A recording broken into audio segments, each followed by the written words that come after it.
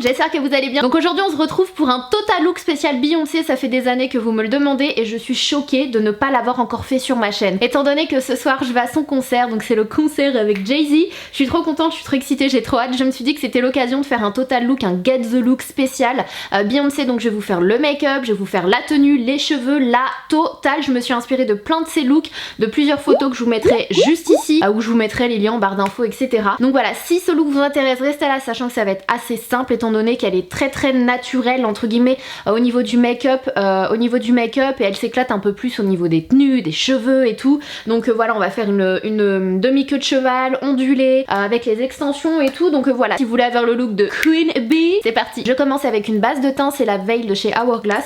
C'est une base que je connais depuis des années, dont j'entends parler depuis des années et que je n'ai jamais, je crois, encore eu l'occasion de tester. C'est une base non grasse avec un SPF de 15. Ça m'inquiète un peu parce que vu que je vais à un concert et qu'à un moment donné il va faire nuit, si j'en ai peut-être mis un petit peu et puis un peu beaucoup. Donc je continue avec le fond de teint, je vais venir utiliser mon NARS, mon Radiant Longwear Foundation de chez NARS en teinte Barcelona. C'est un fond de teint que je surkiffe, je vous l'ai déjà dit des milliers de fois.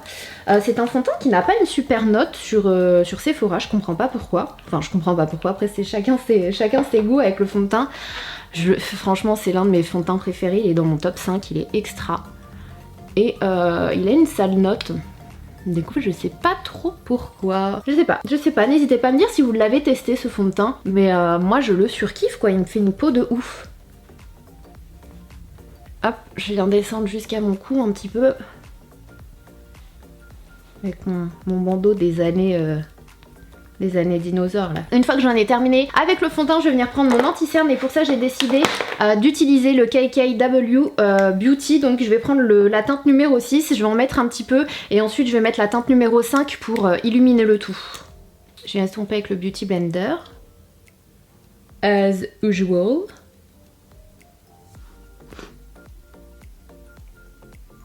En fait le problème c'est que la teinte 6 elle est très bien mais c'est un anti-cerne qui s'oxyde. Mais quasi instantanément. C'est pour ça que moi j'aime beaucoup appliquer la teinte numéro 5 par dessus pour illuminer. Le teint de Queen Bee il est assez simple. En tout cas il donne l'air d'être assez simple. Après je sais pas trop ce que fait son make-up artiste, mais on a toujours l'impression, souvent des make-up, no make-up, en attendant que ça sèche un petit peu, je vais venir m'attaquer aux sourcils. Bon je pense que ça va être quasi impossible pour moi de reproduire ses sourcils. Elle a des sourcils, elle a de super jolis sourcils mais avec un effet un peu ébouriffé, brossé. Et moi j'ai une forme vraiment très déjà faite, donc ça va pas être trop possible de faire la même forme qu'elle. J'utilise le Brow Wiz de chez Anastasia Beverly Hills en teinte Ebony. Donc je vais pas trop remplir ici pour essayer d'avoir cet effet comme elle. Elle a un effet quand même hyper naturel au niveau de la tête du sourcil. Et je vais essayer d'arrondir un peu mon sourcil. Je vais même prendre mon Beauty Blender et je vais légèrement tapoter sur le début de mon sourcil pour que ça donne comme un effet un peu plus... on dirait que j'ai moins de poils ici. Et je viens rebrosser. Voilà. Une fois que j'en suis là, je viens toujours fixer mes sourcils avec un gel à sourcils. Celui-ci c'est celui de chez Anastasia Beverly Hills. C'est un gel transparent qui va vous permettre de vraiment fixer vos sourcils toute la journée, de les laisser en place quoi, qui partent pas en cacahuète. Je vous l'ai déjà dit mais combien de fois ça m'est arrivé de rentrer chez moi d'avoir les sourcils comme ça et personne me l'a dit. Une fois que j'en suis là, je viens prendre ma poudre de chez Huda Beauty qui est juste géniale. Franchement elles sont vraiment top. Elle a sorti des poudres spéciales baking. Donc moi j'utilise la Banana Bread majoritairement. En fait elle est comme ceci, elle est énorme. En plus rien à voir avec la contenance de la poudre de chez KKW Beauty. Huda elle se fout vraiment pas de nous. Niveau quantité, je vais venir prendre un pinceau de chez Hourglass et je vais venir l'appliquer là où j'ai appliqué mon anti-cerne en fait.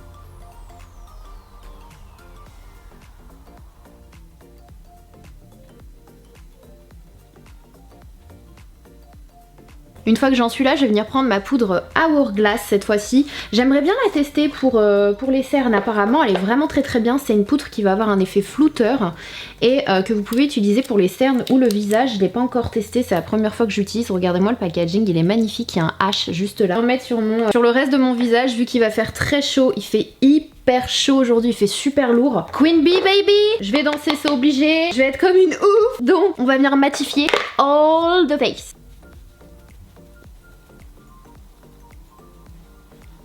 Elle est super jolie. Pour le moment, en tout cas, elle est toute fine. On la voit pas sur le teint. Ça fait pas un effet plâtre figé. Elle est vraiment plutôt pas mal. Donc ensuite, je continue. Je vais venir réchauffer le teint avant de passer aux yeux. Je voulais essayer cette poudre, la Back to Bronze de chez L'Oréal. Ah, pas mal du tout. La teinte, elle est vraiment jolie. C'est mon nouveau bronzer préféré de grande surface, je crois. C'est toujours un L'Oréal. Hop, et je monte sur la joue. Pour vraiment me donner un côté teint bonne mine à la Beyoncé quoi. Je vais venir prendre un blush de chez Ofra, donc c'est une palette qui se présente comme ceci, il y a 1 milliard de blush à l'intérieur. Et je vais rester vraiment sur ce côté bronzy, bonne mine. Du coup je vais venir mélanger, je pense, ces deux teintes en haut. Celle-ci et celle-ci. Ouais, c'est pas mal. C'est pas mal du tout. J'ai décidé d'utiliser le Salted Caramel de chez Kylie Cosmetics. Apparemment c'est son préféré et vous me l'avez recommandé, donc je me suis dit que j'allais me le commander pour le tester. Il est arrivé, je suis trop contente. Et effectivement là comme ça déjà il est magnifique, donc je pense qu'il est plutôt canon. Donc voilà, je vais essayer de faire ça en légèreté. Voilà, je vais pas en appliquer des masses.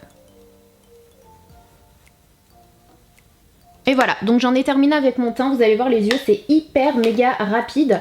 Je vais quand même venir appliquer un spray de chez MAC, c'est le Fix Plus que j'adore, sur mon teint pour que ça reste comme ça toute la soirée. Pour les yeux, je viens prendre une base de chez Fenty Beauty, je ne l'ai pas encore testée, c'est la base Fenty Beauty, hein, il y en a une, c'est la Pro Filter, donc qui est comme ceci, j'aime beaucoup le packaging. C'est trop marrant l'embout, il est trop rigolo, j'ai jamais vu un embout pareil. Par contre c'est pas évident pour appliquer avec, ça fait comme un embout moule. Un embout boule. J'ai un petit bouton sur l'œil là, je sais pas si vous l'avez remarqué, j'ai l'œil gonflé, je sais pas si je me suis fait piquer ou si Depuis quelques temps j'ai souvent comme des petites boules au niveau du ras de cils supérieur en dessous là, comme des petits boutons blancs. Et mon œil il est un peu gonflé et ça me fait mal. Est-ce que ça vous le fait? Qu'est-ce que c'est? Qu'est-ce que vous faites pour vous en débarrasser? J'en avais eu beaucoup pendant un certain temps, à une période il n'y a pas hyper longtemps, et ça s'était calmé et là ça recommence. Là j'en ai un, ça me fait hyper mal quand je touche dessus et je sais pas ce que c'est. Ça colle, regardez ma paupière. Vous voyez qu'elle part avec? C'est très bizarre. Ensuite je vais venir prendre un fard de chez... Je vais prendre deux palettes pour ce tuto. Deux palettes que j'utilise beaucoup en ce moment, que je surkiffe notamment. La palette To Take Away Chocolate non. Intense Coffee Collection. C'est une collection de chez Sephora et j'adore celle-ci. Les couleurs elles sont magnifiques. Ah mes paupières elles collent. Ah c'est pas agréable. Je vais quand même venir appliquer un fard neutre. Celui-là là.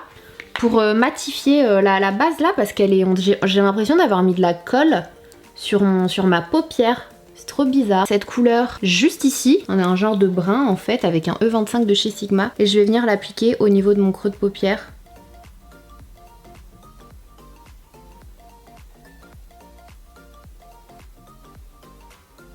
Vous voyez, c'est vraiment léger. C'est histoire de sculpter son œil. Je vais venir prendre le marron un peu plus chaud qui est juste ici. Avec le même pinceau, hein. Je vais venir faire la même chose.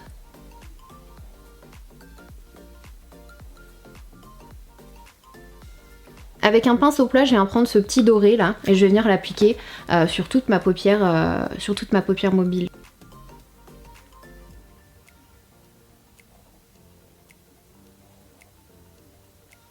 Ensuite, je viens prendre le Salted Caramel, donc l'highlighter, et je vais venir le placer au niveau de mon coin interne.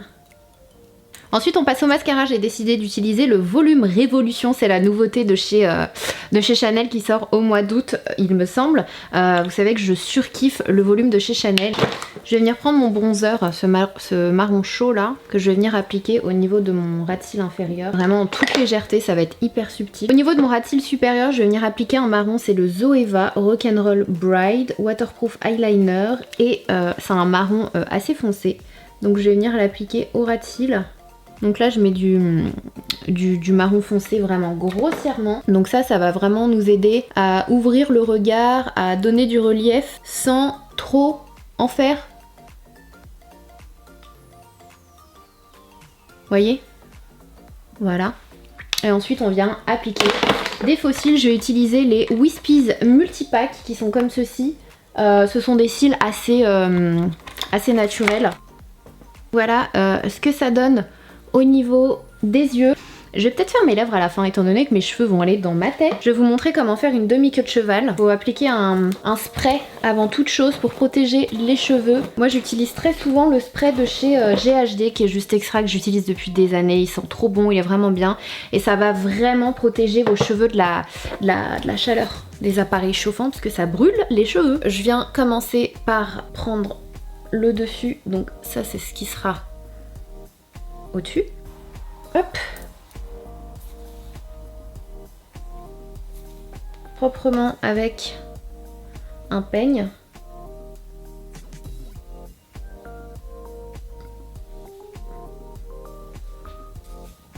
Donc ça, je vais venir faire un petit chigouigoui devant. J'ai commencé, donc ce sont des extensions de chez Belle Amie. Ce sont pour moi les meilleures. Très franchement, si vous voulez des extensions, elles sont pas données. Mais j'en ai testé plein. Et ce sont vraiment les meilleures. J'utilise la teinte 1C. C'est pas du noir, c'est entre le châtain, c'est pas encore du châtain, c'est... Voilà, en fait c'est pas la même couleur que mes racines, c'est plus clair mais c'est la même couleur que mes longueurs. Donc vaut mieux que vous matchiez vos longueurs que vos racines parce qu'en général vos racines on les voit pas. Donc là vous venez appliquer vos extensions, vous séparez vos cheveux comme ça, vous laissez des cheveux derrière. Hop. On vient crêper un petit peu pour que ça tienne. Donc ça clip hein, et ça c'est génial parce que le soir vous les retirez sans souci et ça n'abîme pas vos cheveux. C'est juste à rentrer dans la mèche. C'est comme une petite pince et vous clippez. Voilà. Donc là c'est clippé. Si vous voyez bien. Je descends un autre étage. Hop.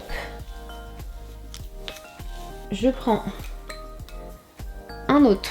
une autre mèche de 3 clips. Pourquoi? Parce qu'au niveau de la nuque, c'est assez court. Si vous prenez un de 4 clips, ça va être trop long pour la nuque et ça va arriver à vos oreilles. Donc bon, après vous voyez par rapport à ce que vous préférez et à la taille que vous avez.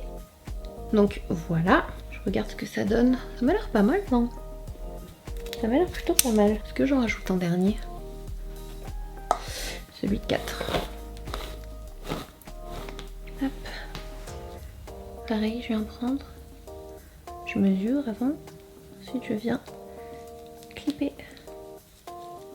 Avant de nous attaquer au-dessus, on va déjà venir onduler cela. Je brosse pour que les cheveux se mélangent. On la mèche du dessous. C'est le T3. Je vais onduler.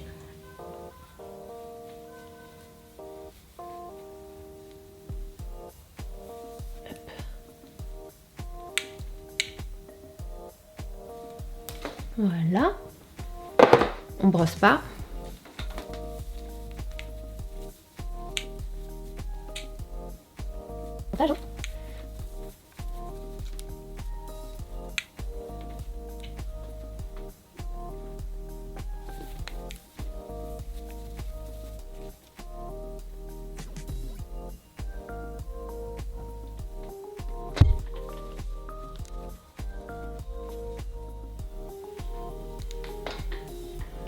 Une fois qu'on a fait les cheveux de derrière, on vient détacher cette mèche là et on vient prendre, je viens prendre les 2 mèches de 2 et je vais prendre le milieu des cheveux de devant. Je vais faire comme une petite queue, vous voyez, et je vais venir enrouler en fait l'extension tout autour. Je vais venir la clipper, je clip et je clip. Et je viens faire la même chose avec l'autre de 2. Je reprends cette mèche, je clip autour, là, je fais le tour de la mèche et je viens reclipper de ce côté-là. Hop, voilà, ça nous fait une mèche chelou là. Je relâche ça. Hop.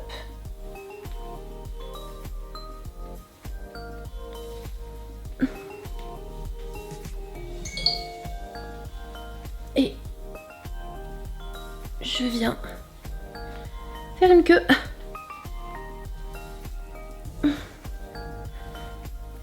Voilà, donc j'aime beaucoup cette laque, c'est la laque Amica, je vais venir en mettre partout et venir faire tenir le tout avec des petites épingles comme ça. Et on boucle.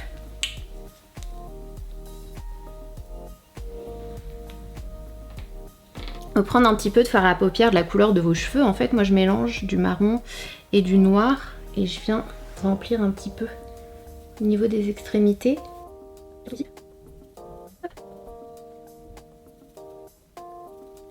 Pour les lèvres,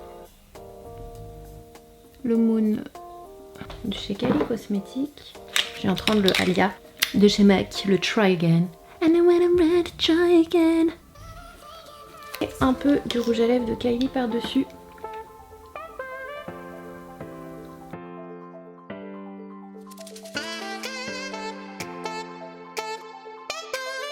Donc voilà pour le make-up et la coiffure, on passe au look.